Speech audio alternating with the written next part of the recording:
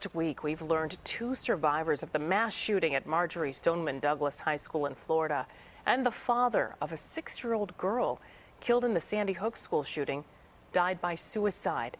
Their deaths show the lasting impact of such traumas on survivors. Well, here in the studio with us this morning is Dr. Sheila Raja. She's a clinical psychologist and author, and she has ways to talk about and show us how to cope with feelings that can remain following such tragedies. Thanks so much for coming in to talk about this really important topic. Thank you. Survivor's guilt. Tell us more about that. Well, survivor guilt is actually very normal when people have undergone something as horrific as a mass shooting. You look back and you think, wow, is there something that I could have done or said differently to prevent this? Is there something I shouldn't have done? Could I have saved more people? And even looking back and saying, how come I survived when other innocent people died? And those are really normal and very profound questions that people struggle with. And if you're having those questions, you should seek help. Absolutely, yeah. Now, how do you recognize survivor's guilt in yourself or a loved one, and what should you do? Right. I mean, it is normal to ask yourself these questions after something of this magnitude.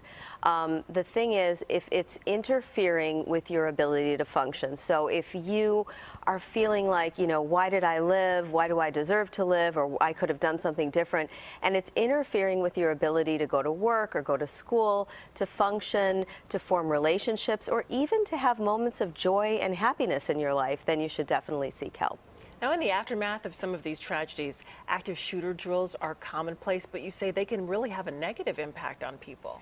Well, I mean, if you've survived something traumatic and you're kind of looking and, the message of those drills are, if we just say and do some of the right things, we might be able to save lives, we might be able to get out of there.